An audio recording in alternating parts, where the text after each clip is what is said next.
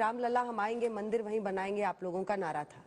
संघ परिवार का एक और नारा है, काशी मथुरा अभी बाकी है। उस पर आपके क्या विचार हैं? देखिए, जो विषय न्यायालय में है तो न्यायालय को उस पर काम करने देना चाहिए। हमने रामलला के लिए 500 वर्षों तक संघर्ष किया और मर्यादित तरीके से उसमें न्याय और सत्य की विजय प्राप्त की। यहां के मामले भी अभी सब जुडिस हैं, न्यायालय के सामने अपने प्रमाण प्रस्तुत करेंगे। समय आने पे सारी तथ्य सामने आएंगे। दूध का दूध, पानी का पानी सबके सामने आएगा। यानी लड़ाई लड़ी जाएगी पर अदालती कानूनन। हाँ, कानूनन उस प्रक्रिया आप ही के राज्य की बात है, बाकी दोनों जगह। हाँ, कोई बात नहीं। तो उत्तर बस प्रदेश में कन्हैया लाल जी को भी आप लोग कोई तारीख देने वाले हैं? मैंने कहा सभी चीजों के लिए समय आएगा। और देखिए, हो है वही जो राम रसी राखा, प्रभु को अपनी लल्ला को भी तो रसने दीजिए। पर खुशी आपकी छिपती नहीं है चेहरे पर, वो आते ही बात खुशी दिख रही है आपके चेहरे। मैं क्या कह रहा हूँ ना, हम तो निमित्त मात्र हैं, प्रभु अपनी लीला को स्वयं करेंगे। अच्छा, चुनावी पॉलिटिक्स पे आने से पहले अगर एक विपक्षियों को अगर एक संदेश आपको देना हो। हाँ, राम मंदिर से जुड़ी एक और चीज मैं आपसे जानना चाहती हूँ, ये यजमान और मुख्य यजमान की बात क्या है योगी जी? मतलब तीर्थ क्षेत्र ने, श्री राम जन्मभूमि तीर्थ क्षेत्र न्यास ने यजमान बनाए हैं प्रधानमंत्री। मैं सकता हूँ जिसको भी उनको उचित लगता है उनको अपने यजमान बना करके उन्होंने इस पूरे कार्यक्रम को आगे बढ़ाया है। पर ये कहा गया कि मुख्य यजमान कोई और होगा, मगर जो अनुष्ठान में बैठ करके इस पूरे को संपन्न करेगा। अच्छा, ये सभी कार्यक्रम उसका अपने शास्त्रोक्त पद्धति और शास्त्रोक्त पद्धति के अनुसार ही सारे कार्यक्रम हो रहे हैं। कार्यक्रम के बारे में कुछ जानकारी आप दे पाएंगे? 12 बजे शुरू हो रहा है, 12:20 में प्राण प्रतिष्ठा का काम होगा। अगर थोड़ा बहुत जानकारी, जो दर्शक उस दिन इंतजार करेंगे टीवी के सामने, आपने छुट्टी की घोषणा करी दी है। देखिए, उत्तर प्रदेश में उस दिन जो है सार्वजनिक अवकाश भी रहेगा। उससे पहले अनेक कार्यक्रम चल रहे हैं, जैसे 14 से लेकर के 21 तक स्वच्छता का एक विशेष अभियान चल रहा है। हम दीपावली के पहले भी इस प्रकार का कार्यक्रम करते हैं, अन्य आयोजनों में करते हैं। यद्यपि पहले की तुलना में स्वच्छ भारत मिशन के बाद काफी स्वच्छता आई है, लेकिन फिर भी लोगों में एक जागरूकता के लिए आज से 16 जनवरी से लेकर के 22 जनवरी के मध्याह्न के पूर्व तक अखंड रामायण पाठ या राम नाम संकीर्तन के कार्यक्रम होंगे।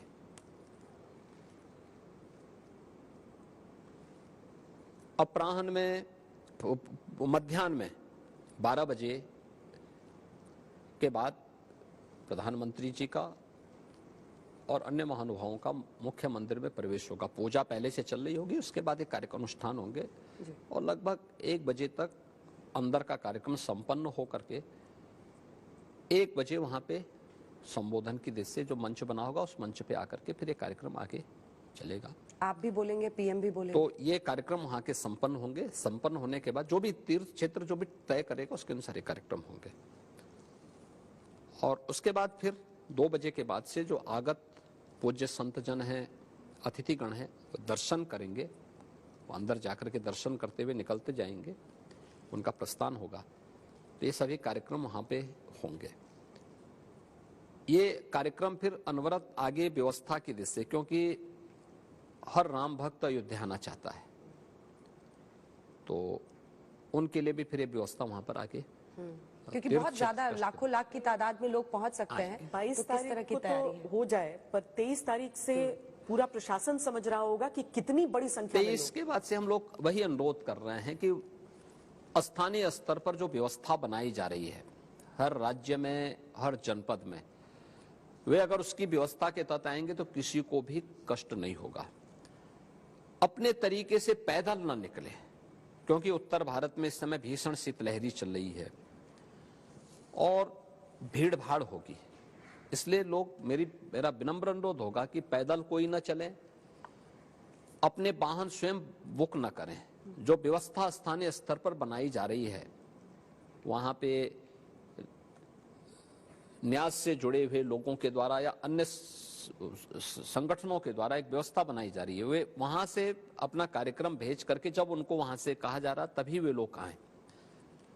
रेलवे कुछ स्पेशल ट्रेन्स भी चलाएगी, उन स्पेशल ट्रेन्स में भी आप अपना रिजर्वेशन करवा करके अयोध्या आ सकते हैं, तो वहां पे हम उनको बेहतर सुविधा दे पाएंगे और आसानी से दर्शन करा पाएंगे।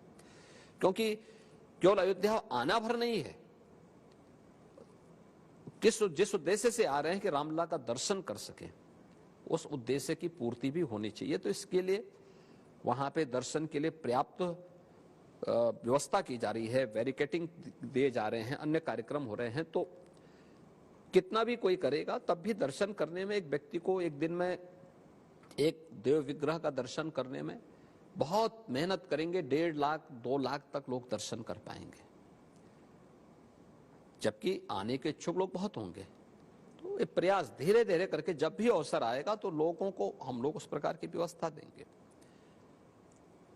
देखिए अयोध्या के प्रति आकर्षण का क्या हो, जैसे रामनवमी में अमूमन 17 के पहले हजारों में लोग आते थे, 50,000 60,000 तक लोग आते थे, दर्शन करके स्नान करके चले जाते थे। दीपोत्सव के बाद कार्यक्रम में संख्या बढ़ती गई, अयोध्या में सुविधा भी मिलती गई, लोगों को लगा कि नहीं अब तो ठीक होगा। इस वर्ष रामनवमी के अवसर पर 35 लाख लोग आए थे। इतनी बड़ी संख्या का अयोध्या में आगमन इस बात को दिखाता है कि लोग, हर श्रद्धालु, हर राम भक्त अयोध्या आना चाहता है और उसके लिए उस प्रकार की सुविधा और व्यवस्था हम लोग देंगे। एक और सवाल मन में आया, आपने कहा कि प्रधानमंत्री लगभग 12 बजे के आसपास वहां पहुंच रहे हैं, तो क्या माने जो मुख्य गर्भगृह है उसमें पहले से ही उन मूर्ति रामलला की 5 साल वाली भी जो अरुण योगीराज बना रहे हैं और छोटी वाली भी रामलला जी की मूर्ति सभी वो सब पहले से स्थापित हो जाएगी। बाकी वो तो अंत में मूर्ति की प्राण प्रतिष्ठा का कार्यक्रम का एक आयोजन होगा, उस 1 घंटे के आयोजन के अंदर सारे कुछ संपन्न हो जाएंगे। योगी जी अब कुछ राजनीतिक प्रश्नों की ओर आना चाहती हूँ। मायावती जी ने हाल ही में ये घोषणा की कि वो अकेले चुनाव लड़ेंगी। लोकसभा चुनाव में वो इंडिया अलायंस के साथ नहीं जाने वाली हैं, उन पर भी बड़े प्रहार हुए, कहा गया कि वो तो भारतीय जनता पार्टी का फायदा करने वाली है। देखिए हर राजनीतिक दल को अपनी रणनीति तय करने का अधिकार है और हम कैसे किसी राजनीतिक दल के बारे में बात कर सकते हैं, किस अधिकार से हम बोल सकते हैं। पर आपको फायदा होगा, बीजेपी को फायदा होगा। देखिए बीजेपी को क्या फायदा होना है, क्या नुकसान होना है, यह भारतीय जनता पार्टी की रणनीति ही अपने आप तय कर देगी। हम लोग तो तब भी लड़े थे जब 17 में ये लोग अलग अलग लड़े थे, 14 में भी अलग अलग लड़े थे, 14 में 2 नवयुवकों की जोड़ी लड़ी थी, 17 में भी फिर ये लोग लड़ने का प्रयास किए थे बीजेपी से, 19 में इन लोगों ने प्रदेश में एक महागठबंधन भी बनाया था। तो भारतीय जनता पार्टी प्रधानमंत्री मोदी जी के नेतृत्व में तब भी लड़ी थी और अच्छे बहुमत के साथ भारतीय जनता पार्टी आगे बढ़ी थी, जीती थी। लेकिन हर पार्टी को अपना एजेंडा सेट करने और अपने रणनीति को बनाने का पूरा अधिकार है।